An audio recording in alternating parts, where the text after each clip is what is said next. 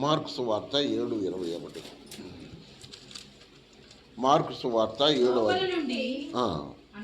అనగా మనుషుల హృదయములో నుండి దురాలోచనలు, జారత్వములను, దొంగతనములను, నరహత్యలను, వ్యభిచారములను, లోభములను, చెడుతనములను, కృత్రిమమును, కామవికారమును, మత్సరమును, దేవదూషణయు, అహంభావమును, అవివేకమును వచ్చును.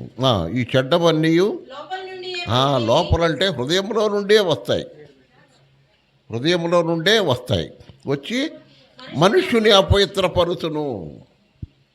మంచి గుడ్డలు వేసుకోకపోతే అపవిత్రత కాదు, లేకపోతే మురికి గుడ్డలు వేసుకున్నందువల్ల అపవిత్రత కాదు, సరైన గుడ్డలు చిరిగిపోయిన గుడ్డలు వేసుకుంటే అపవిత్రత కాదు. నీ హృదయంలో, నా హృదయంలో నుండి వచ్చే ఇదిగో ఈ లక్షణాలన్నీ మనల్ని అపవిత్రులుగా చేస్తాయి. కాబట్టి దేవుడు మనలో నివసించాలంటే మన హృదయం ఏం కావాలా? శుద్ధి కావాలా. ఎబ్రీ పత్రిక 9:22 ఏమన్నాడు? రక్తము చేత శుద్ధి చేయబడాల. దేని చేత? రక్తము చేత. ఏ రక్తము? యేసు రక్తము చేత శుద్ధి చేయబడాలి. ఎందుకు?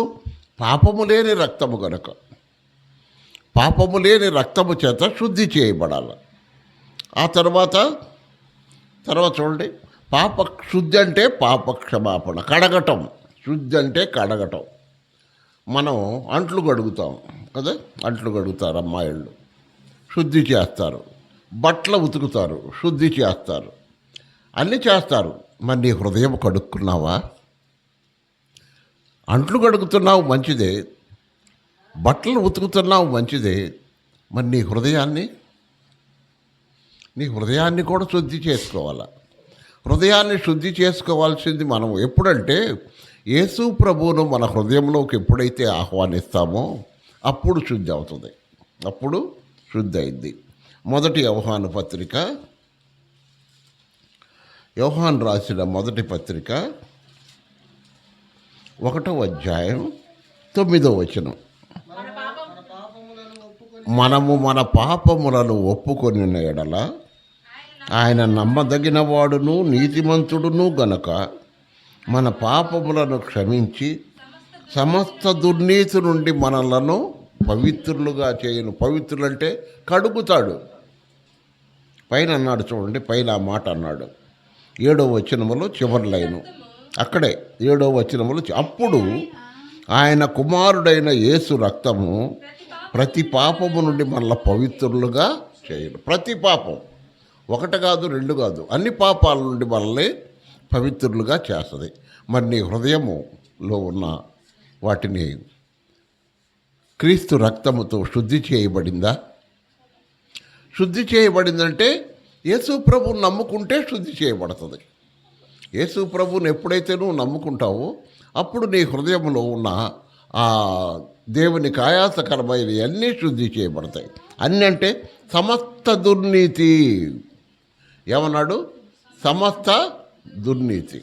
సమస్తం అంటే అదిగో అక్కడ మనం ఎన్ని చెప్పాం? 13 రకాలైన దుర్నీతి ఉంది. అవన్నీ పవిత్రపరచబడాలంటే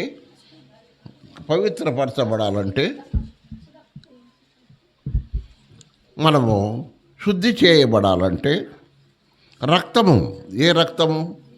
మేకలు గొర్రెలు కాదు, క్రీస్తు రక్తము కావాలి. ప్రభు అయిన యేసు క్రీస్తు రక్తము కావాలి. 23వ వచనం చదువు అక్కడ, ఎబ్రీ పత్రిక 9:23. పరలోకమందున్న వాటిని పోలిన వస్తువులు ఉండెను కానీ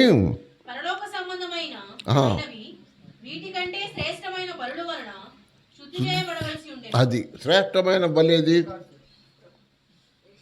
శ్రేష్టమైన బలేది? బలులన్నిటికంటే శ్రేష్టమైన బలి యేసు ప్రభు బలి. అన్నిటికంటే శ్రేష్టమైన బలేది? యేసు ప్రభు బలి, శ్రేష్టమైన బలి.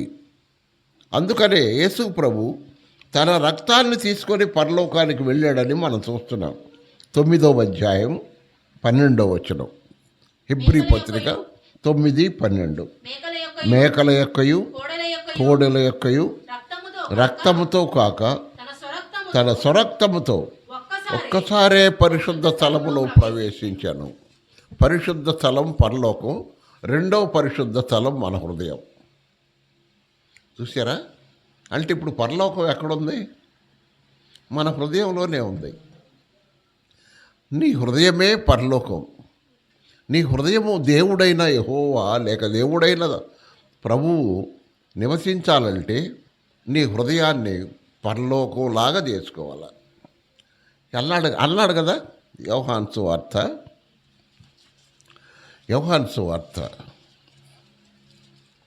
14వ అధ్యాయం.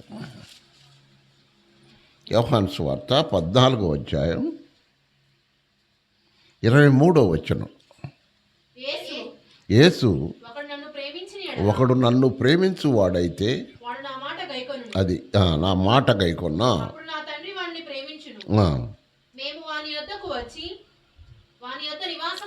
నివాసం అంటే ఉండటానికి వస్తున్నాడు. యేసయ్య ఉండటానికి వచ్చాడు. ఎక్కడ ఉండటానికి వచ్చాడు? పరలోకంలో నుంచి మళ్ళీ పరలోకం లాంటిది ఎక్కడ ఉంటుందో అక్కడికి వస్తాడు. మళ్ళీ పరలోకం లాంటిది ఎక్కడుంది? విశ్వాసి హృదయమే. అమ్మా, విశ్వాసి హృదయమే పరలోకంలాగా ఉంటుంది కాబట్టి ఆడకొస్తుంది. అక్కడ ఎట్లా ఉంటుంది? పరలోకంలాగా ఎలాగుంటుంది? ఆయన మాట ప్రకారం నడుచుకుంటే, ఆయన మాట ప్రకారం ఎక్కడైతే పరలోకమందు నన్ను చిత్త ప్రకారం జరుగునట్టు భూమి మీదను జరుగునుగాక. మనం పరలోక ప్రార్థనని చేస్తూ ఉంటాం. పరలోకమందున్న ఇష్ట ప్రకారం జరిగినట్టు భూమి మీదను జరుగునుగాక. పరలోకంలో దేవుని ఇష్టం నెరవేర్చినట్టుగానే భూమి మీద దేవుని ఇష్టం నెరవేర్చాలంటే విశ్వాసి అవసరం, ఒక వ్యక్తి అవసరం. ఇప్పుడు మనం గిద్యోను జీవితాన్ని చూస్తున్నాం. చాలామంది ఉన్నారు. 12 మంది గోత్రీకులు ఉన్నారు. 12 మంది గోత్రీకుల్లో అనేక మంది ఉన్నారు. మరి దేవుడు గిద్యోన్నే ఎందుకు ఏర్పాటు చేసుకున్నాడు? ఆయన మాట వినేవాడు కావాలి, ఆయనకు లోబడేవాడు కావాలి, ఆయనకు విధేయుడయ్యేవాడు కావాలి, ఆయన చెప్పినట్టు వినేవాడు కావాలి. గమనించారా? దేవుడు చెప్పినట్టు వినాల. దేవతలకు ఆచారాలకు భయపడకూడదు. దేవుడే చెప్పాడు. నేను చెప్పాను కదా మీకు అన్నాడు. ఆ మాట చదువు. రాత్రి మేము అక్కడ చదువుకున్నాం.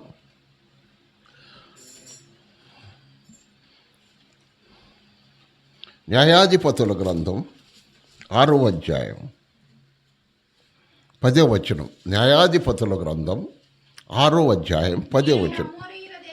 మీరు అమోరీయుల దేశమున నివసించుచున్నారు, వారి దేవతలకు భయపడకుడి అని మీతో చెప్పి తిని, కానీ మీరు నా మాట వినకపోతున్నది. భయం అంటే దేవుడి కంటే దేవతలకు భయపడుతున్నారు. దేవుడికి తప్ప ఎవరికి మనం భయపడకూడదు ఈ లోకంలో. అవి దేవతలు, వాటికి దైవత్వం లేదు. మనం చేసే ద్వితీయోపదేశకాండం 32:7 మనం ఒకసారి చదువుకున్నాం. అవి దైవత్వము లేని దయ్యాలు. దయ్యాలకు భయపడతావా? దేవునికి భయపడతావా? నేను చెప్పాను మీకు అన్నాడు దేవుడు. నేను చెప్పాను, మీరు నా మాట వినలేదు అన్నాడు. కాబట్టి ఎప్పుడైతే ఆయన మాట మనం వింటామో అప్పుడు నీ హృదయమే పరలోకం. దేవుడు ఎక్కడుంటే అక్కడ పరలోకం. అమ్మా, దేవుడు ఎక్కడుంటే అక్కడ పరలోకం. ఒక భక్తుడు అన్నాడు, దేవుడు నరకంలో ఉంటే అది నాకు పరలోకం అన్నాడు. దేవుడు నాకు పరలోకాన్ని ఇవ్వమని నేను అడగట్లేదు, కానీ దేవుడు ఎక్కడుంటే అది పరలోకమే. కాబట్టి దేవుడు ఎక్కడుంటే అది నాకు పరలోకం. అగ్నిగుండంలో ఉన్నారు షడ్రకు, మేషకు, అబేద్నెగో. ప్రభు ఎక్కడున్నాడు? వాళ్ళతో పాటే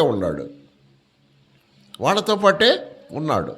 కాబట్టి నమ్మిన విశ్వాసి, క్రీస్తు రక్తముతో కడగబడిన విశ్వాసి ఎక్కడుంటే అక్కడ ప్రభు ఉంటాడు. విశ్వాసి ప్రభు ఉన్నదే పరలోకం. పరలోకములో ఉన్న దేవుడు విశ్వాసి హృదయంలో ఉండటానికి ఇష్టపడుతున్నాడమ్మా. ఈ గృహాలని కాదు, ఇంతకంటే మంచి గృహాలు మన కొరకు ప్రభు సిద్ధపరుస్తున్నాడు. ఈ గృహాలు ఏంటంటే టెంపరీగా ఈ శరీరానికి అవసరమైనవిగా వాడుకుంటాం మనం. కానీ ప్రభు ఇంతకంటే మంచి మనకు కదండి. అంత మంచి గృహాలు మన కొరకు సిద్ధపరుస్తున్నారు. అసలు అది చూసినప్పుడు ఈ ఇళ్ళు దేనికి పనికిరావు.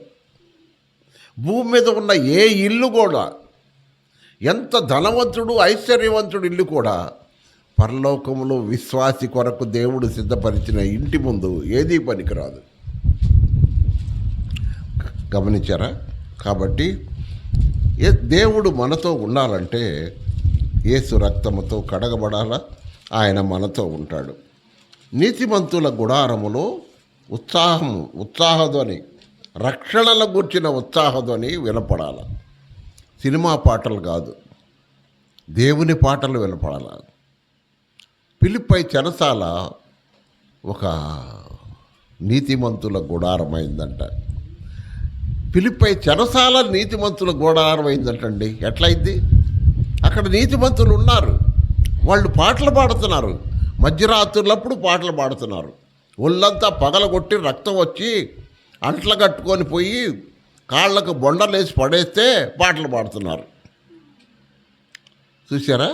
ఆ విధముగా దేవుని పిల్లలు ఆ ప్రభు ఇచ్చే ఆనందాన్ని శరీరముతో కాదు, ఆత్మలో ఆనందిస్తారు. ఈ శరీరం ఎప్పటికైనా మట్టిలో కలిసిపోయేది. కాబట్టి మన ఆనందం ప్రభువుతో ఉండాలి, ఆయన ఇచ్చిన దానితో ఉండాలి. విశేషం ఏంటి తెలుసా? వాళ్ళు ఎవరికి సువార్త చెప్పాల, పాటలు పాడారు, ప్రార్థన చేశారు అంతే. కానీ చెరసాలలో ఉన్న వాళ్ళందరూ రక్షించబడ్డారు. చెరసాలలో దొంగలు ఉన్నారు, వ్యభిచారులు ఉన్నారు, దోచుకునే వాళ్ళు ఉన్నారు, బందిపోడు దొంగలు ఉన్నారు, నక్సలైట్లు ఉన్నారు, అందరూ రక్షించబడ్డారు. కారణం పాటలు, ప్రార్థన. సహోదరులారా, సహోదరులారా, గమనించావా? నీవు వాళ్ళని రక్షించాలని చెప్పి నువ్వు ప్రయాసపడటం కాదు, దేవుడే నీ ద్వారా రక్షిస్తాడు వాళ్ళని. అయ్యా అమ్మ, గమనించావా? కాబట్టి పాత నిబంధనలో దేవుడు వాళ్ళకిచ్చిన ధర్మశాస్త్రంలో ఒక మాట అన్నాడు. ఏమిటంటే, మీరు కొత్త ఇల్లు కట్టినప్పుడు దానికి ప్రాకారం ఉండాలి. ఏముండాలండి? కొత్త ఇల్లు కట్టినప్పుడు ఏముండాలా? ప్రాకారం ఉండాలి. మన కొత్త ఇల్లుకు ప్రాకారం ఏంటి? యెషయా గ్రంథం 26వ అధ్యాయం, యెషయా గ్రంథం 26వ అధ్యాయం మొదటి వచనం. ఆ దినమున యూదా దేశములో జనులు ఈ కీర్తన పాడుదురు. బలమైన పట్టణం ఒక్కటి మనకున్నది, రక్షణను దానికి ప్రాకారం. అంటే నీ గృహానికి నీకు ప్రాకారం ఏంటంటే రక్షణ. ప్రభువుకి ఎప్పుడైతే నీ హృదయంలో స్థలం ఇస్తావో అప్పుడు రక్షణ నీకు ప్రాకారం. రక్షణ అంటే మన క్యాలెండర్లో రక్షణ అంటే ఇదేం చూపించింది తెలుసా మీకు? శిరస్రాణం. ఏదండి? శిరస్రాణం. రక్షణ అనే శిరస్రాణం. శరీరానికి అంతటి కూడా ప్రాముఖ్యమైనది శిరస్సు. మనిషి చేయబోయినా బతుకుతాడు, కాలు పోయినా బతుకుతాడు, కానీ శిరస్సు పోతే బతకడం. ఆ శిరస్సు ఎవరో తెలుసా? ప్రభు అయిన యేసుక్రీస్తు వారు అయి ఉండాలా. నాకు మొన్న ఎలర్జీ వచ్చింది. నేను ఒక అనుభవం చెప్తాను మీకు. ఎలర్జీ వచ్చింది. ఎలర్జీ ఒళ్ళంతా వచ్చింది, కానీ ఇంతవరకు తలకు రాల. కారణం ఎందుకు రాలేదు? శిరస్సు క్రీస్తు. పురుషునికి శిరస్సు ఎవరు? క్రీస్తు. కాబట్టి సహోదరులారా, సహోదరులారా, ఆయన మనలో ఉన్నప్పుడు ఆయన మన జీవితాల్లో అద్భుత కార్యాలు చేస్తారు. కాబట్టి రక్షణ అనే ప్రాకారం ఉండాలి. రెండోది బురుజులు. బురుజులంటే ఘనతను చూపిస్తున్నాయి. బురుజులంటే ఘనతను చూపిస్తున్నాయి. రక్షణ నీకు ప్రాకారం అయితే బురుజులు నీ ఘనతను. ఒక మాట చూడండి. యెషయా గ్రంథం 60వ అధ్యాయం 18వ వచనం 3-4 లైను. రక్షణయే నీకు ప్రాకారములని, ప్రఖ్యాతియే నీ గుమ్మములన్నీ నీవు తెలుసుకుందువు. రక్షణయే నీకు ప్రాకారం. యేసు రక్తముతో కడగబడిన నీవు, నీ రక్షణే నీకు ప్రాకారం. గమనించారా? ప్రాకారం అంటే ఏంది? కాంపౌండ్. ఇంటికి ప్రాకారం ఉందా? ఉంది. ఇంటికి ప్రాకారం ఉంది. ఏంటి? ఆమె రక్షణే ఆమెకు ప్రాకారం. ఈ గృహములో ఉండే తన దాసురాలు రక్షణే ఆమెకు ప్రాకారం. ఆ రక్షణ పొందిన వారికి దేవుని ప్రాకారం ఉంది. అదే ఆయన వారి కాపుదల, భద్రత. రెండోది, ప్రఖ్యాతియే నీ గుమ్మములు. ప్రఖ్యాతియే నీ గుమ్మములు అంటే మనకు సహోదరులారా మనకు ఘనత తెచ్చేది ఏంటో తెలుసా? మనకు ఘనత తెచ్చేది చూడండి, 149వ కీర్తన, 149వ కీర్తన 9వ చరణం. చదువు. వారి చేతిలో రెండంచులు గల ఖడ్గమున్నది, ఆయన భక్తులకు అందరికీ ఘనత ఇది. అది నీ చేతిలో ఎక్కడ పోతున్నా బైబిల్ ఉండాలి. ఎక్కడికి పోతున్నా నీ చేతిలో బైబిల్ ఉంటే అది నీకు ఘనత తెస్తుంది. అది నిన్ను ప్రజల ముందు ప్రత్యేకంగా నిలబెట్టింది. ఆ బైబిల్ కనబడిన దేవుని వాక్యం అనే గ్రంథం ఎప్పుడైతే నీ చేతిలో ఉందో అది దాన్ని ఏమన్నాడు? రెండంచులు గల ఖడ్గం. రెండంచులు గల ఖడ్గము నీ చేతిలో ఉంటే అది నీకు ఘనత తెస్తుంది. నేను చెప్పాను ఒకసారి, మీకు గుర్తుందా? నేను ఒకసారి బస్సు ఎక్కాను, బస్సులో సీట్ లేదు, నిలబడ్డాను. అప్పుడు నాకు బ్యాగ్ కూడా లేదు, చేతిలో బైబిల్ పట్టుకొని నిలబడ్డా. ఒక ఆయన బాగా టక్ చేసుకొని ఉన్నాడు, పెద్ద ఆయన వచ్చి నా చేయి పట్టుకున్నాడు. చేయి పట్టుకునేందుకు ఆయన ఎవరో నాకు తెలియదు, బాగా గుర్తులేదు. ఎవరా ఏందని చూస్తుంటే ఆయన ఇంకా నాతో ఏం మాట్లాడకుండా నా బైబిల్కి వెళ్ళి చూపిస్తున్నాడు. నన్ను ఏలు పెట్టి నా బైబిల్కి వెళ్ళి చూపిస్తున్నాడు. అదే నీకు గుర్తింపు అన్నాడు. నేను నిన్ను గుర్తుపట్టడానికి గుర్తింపు ఏంటంటే నీ చేతిలో ఉన్న బైబిల్ అన్నాడు. ఆయన ఎవరు అని విచారిస్తే ఎద్దనపూడి ప్రిన్సిపాల్ గారు, కాలేజీ ప్రిన్సిపాల్ గారు డేవిడ్ గారు. నాకు తర్వాత పరిచయం అయ్యామా మేమిద్దరం. తర్వాత అప్పుడప్పుడు రండి అని చెప్పేవాడు. ఎప్పుడన్నా పోయినట్టు పలకరించి వచ్చేవాడిని. గమనించారా ప్రియులారా? ఈ విధంగా మన చేతిలో ఉన్న మన బైబిలే మనకు ఘనత. నువ్వు ఎక్కడికి పోయినా ఒకవేళ పెద్దదాన్ని మోయలేకపోతే చిన్నది చూసుకో, చిన్న బైబిల్ అన్నా ఉండాలి. ఏదైనా నువ్వు శరీరాన్ని బట్టి మోయగలిగితే తీసుకొని పో, మోయలేకపోతే చిన్నదన్నా ఏదన్నా తీసుకొని పో. నీకు దాన్ని గూర్చిన అవగాహన నీకు ఉంటే అది నిన్ను ఘనపరుస్తుంది. ఎట్లా? నన్ను ఘనపరుచు వారిని నేను ఘనపరుస్తుంది. కాబట్టి సహోదరులారా ఈ విధముగా గృహాన్ని కట్టేటప్పుడు గృహములో దేవుడు ఉండటానికి ఇష్టపడుతున్నాడు. ఆ గృహము నీ హృదయం అయితే ఎంతైనా మంచిది. ఆ గృహము నీ హృదయం అయితే ఎంతైనా మంచిది. మరి నీ హృదయములో ప్రభువుకు తలమిచ్చావా? ఇకపోతే ఇప్పుడన్నా ఆ విధముగా క్రీస్తు ప్రభు మన హృదయంలో ఉండటానికి ఆయన ఇష్టపడ్డాడు, మనలో ఉంటున్నాడు, మనతో ఉంటున్నాడు. అయితే మనమే ఆయన ఇల్లని మనం చూస్తున్నాం. దీంట్లో ఇంకొకటి లక్షణం ఏంటంటే యేసుక్రీస్తు ప్రభు ఎవరి హృదయంలో ఉంటే వాళ్ళు ధైర్యంగా ఉంటారు. ఎట్లా ఉంటారు? వాళ్ళు ధైర్యంగా ఉంటారు. రెండోది, నిరీక్షణ వలన ఉత్సాహమును అన్నాడు. నిరీక్షణ వలన ఉత్సాహమును స్థిరబట్టుకు చేపట్టిన ఎడల. నిరీక్షణ, ప్రభు వస్తున్నాడు, నన్ను ప్రభు తీసుకొని వెళ్తాడు. ఈ లోకంలో ఉన్న ఈ ఇల్లు ఈ శాశ్వతం కావు, ఈ కుటుంబాలు బిడ్డలు ఎంత శాశ్వతం కాదు. ఉన్నప్పుడు దేవుని చిత్త ప్రకారముగా కుటుంబాన్ని నా బాధ్యత నేను నెరవేర్చాలి. అంతవరకు ప్రభు 30వ సంవత్సరం వచ్చేటప్పుడు కుటుంబ బాధ్యత నెరవేర్చాడు. తనను పెంచిన యేసేపు మరియమ్మలతో ఆయన తన బాధ్యత నెరవేర్చాడు. ఆ తర్వాత 3.5 సంవత్సరములు సువార్త ప్రకటించాడు. కాబట్టి భూమి మీద మనకు బాధ్యతలు ఉన్నాయి. అది తల్లిదండ్రులు కానీ, అన్నదమ్ములు కానీ, అక్క చెల్లెళ్ళు కానీ. దేవుని వాక్యమే చెప్తుంది, భూమి మీద ఉన్నప్పుడు నీ తండ్రిని నీ తల్లిని సన్మానించుము అన్నాడు. కాబట్టి ఇవన్నీ మనం చేయాల్సిన పనులు. చేయాల్సినవి చేయాలా, దేవుని దగ్గర మనం మహిమ పొందాలి. ఆయన మనల్ని ఘనపరుస్తాడు. ఆయన వాక్య ప్రకారం మనం ఎప్పుడైతే జీవిస్తామో మనల్ని ఆయన ఘనపరుస్తాడు.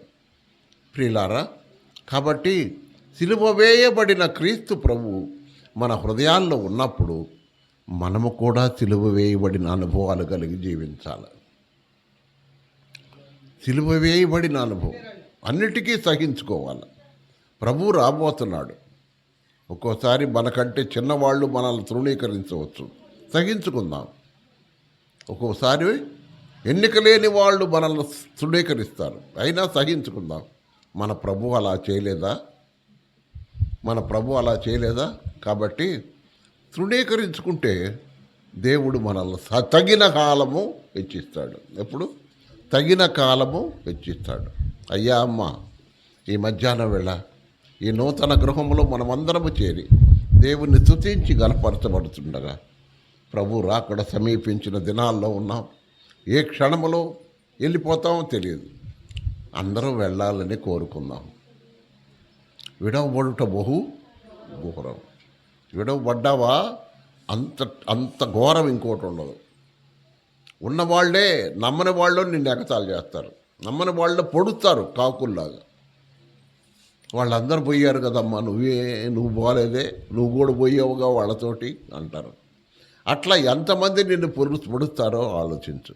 కాబట్టి బొందిలో ప్రాణం ఉండగానే విశ్వాసముతో జీవిద్దాం. ప్రభు రాకడ వరకు జీవిద్దాం.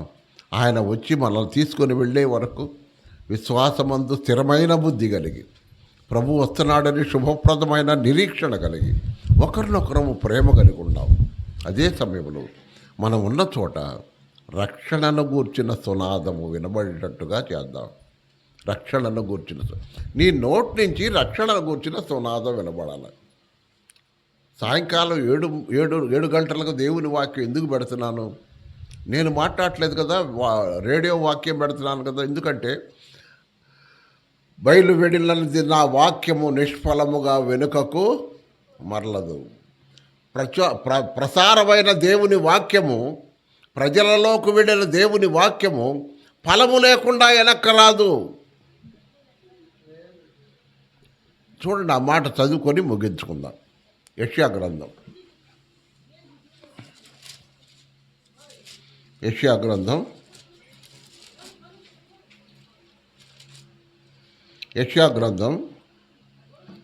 55వ అధ్యాయం 10-11 వచనాలు. వర్షమును హిమమును ఆకాశము నుండి వచ్చి అక్కడికి ఎలాగూ మరలక భూమిని తడిపి విత్తువానికి విత్తనమును భుజించువానికి ఆహారమును కలుగుటకై అది చిగుర్చి వర్ధిల్లునట్లు చేయును. అలాగే నా నోటి నుండి వచ్చు వచనమును ఉండును. నిష్ఫలముగా నా యొద్దకు మరలక అది నాకు అనుకూలమైన దానిని నెరవేర్చను. నేను పంపిన కార్యమును సఫలము చేయను. ఏకుందాము లేచి వాక్యం ఎందుకు చెప్తున్నాం? ప్రకటించటం నా పని, పాపిని రక్షించటం యేసయ్య పని, రక్షించబడిన వారిని బలపరచడం ఆయన పని. చేయాల్సిన పని ఏంటి? ప్రకటించటం. నువ్వు కూడా అంతే. చెప్పు పిల్లలకి, నీ ఇరుగు పొరుగు వారికి, నీ పిల్లలకి, బంధువులకు చెప్పు. చెప్పటం నీ పని, రక్షించేది ఆయన. ఒకవేళ అప్పుడు రక్షించబడకపోయినా తర్వాత అయినా దేవుడు తన కార్యం జరిగిస్తాడు. నేను చెప్పాను నా సాక్ష్యంలో. నేను వాక్యం విని వాక్యం నా హృదయంలో పనిచేయటం ప్రారంభించిన తర్వాత 3 నెలలు లోబడలేకపోయాను. ఒకనాడు తప్పక లోబడాల్సి వచ్చింది. 3 నెలలు వాయిదా పడేశాను. కానీ అది నిష్ఫలముగా వెనుకకు మరలక ఆయనకు అనుకూలముగా నేను మార్చబట్టకు ప్రభు సహాయం చేశాడు. కాబట్టి చెప్పమ్మా, చెప్పటం నీ పని, రక్షణ కార్యము బలపరచటం దేవుని పని. ఆ ప్రకారం చేద్దాం. మనం ఎక్కడుంటే అక్కడ రక్షణ సువార్త ప్రకటించబడాలి. అది ముఖ్యం. ఆ ప్రకారం చేద్దాం. ప్రభువు మరి సహోదరి వీరమ్మకి ఇచ్చిన ఈ నూతన గృహములో తన దాసురాలుండి నిన్న దేవుణ్ణి మహిమపరుస్తూ దేవునికి మహిమకరముగా ఈ గృహములో రక్షణను గూర్చిన ఉత్సాహ సునాదం వినబడేటట్టుగా ఆమెను దేవుడు బలపరుచునుగాక. ప్రార్థన చేసుకుందాం. పరిశుద్ధుడవైన మా తండ్రి, యేసు ప్రభు మహిమగల నాముని స్తోత్రము నాయన. శాశ్వతమైన నీ ప్రేమతో మమ్మలను ప్రేమించి మా కొరకు నీ రొమ్మునున్న అద్వితీయ కుమారుని కలువరి శిలువలో బలి చేసి నీవు కార్చిన అమూల్య రక్తధారల వల్ల మాకు పాపక్షమాపణ, విమోచన, విడుదలిచ్చినందుకు నీకు స్తోత్రము నాయన. నీ పిల్లలమైన మమ్మలను నీ రాకడ కొరకు సిద్ధపరుస్తున్నారు. అవును నాయన, విశ్వాసములో స్థిరపరుస్తుంది. నువ్వు వస్తున్నావని శుభప్రదమైన నిరీక్షణ కలుగుంటకు నేర్పించండి. ఒకరినొకరము ప్రేమ కలుగుంటకు నేర్పించు. ఈ 3 పనులు మేము చేస్తూ ముందుకు సాగాల. కాబట్టి మమ్మల్ని బలపరుచు నాయన. నశించిపోతున్న ఆత్మల భారము కలిగి పనిచేయటకు సహాయం చేయమని నీ కరుణాహస్తాలకు అప్పగించుకుంటూ శాశ్వతమైన నీ ప్రేమతో మమ్మలను ప్రేమించిన మా ప్రభువ, నీ దాసురాలు వీరమ్మను ప్రేమించి మరి ఆమె ఉన్నంతకాలం ఈ గృహములో ఉంచి నిన్ను మహింపరిచేదిగా నీ ఆత్మచేత నడిపించమని నాయన. పిల్లలు ప్రయాసపడి వాళ్ళు కూడా కొంత దీనికి భారం భరించి ఆమె ఉండటానికి ఈ ఇల్లు ఏర్పాటు చేశారు. దీవించి ఆశీర్వదించు నాయన. రక్షణను గూర్చిన సునాదము వినబడేటట్టుగా నీ దాసురాలు నాయన కీర్తనల ద్వారా, ప్రార్థనల ద్వారా ఈ గృహములో జీవిస్తూ నీ వచ్చే వరకు తనను పిలిచే వరకు నీ ఆత్మ అధీనములో నడిపించుకోమని నీ కరుణాహస్తాలకు నీ దాసురాలను అప్పగించుకుంటూ యేసు ప్రభువు మహిమగల నామమున స్తోత్రం చెల్లించి ప్రార్థన చేసి వెడుతున్నాం తండ్రి. ఆమేన్.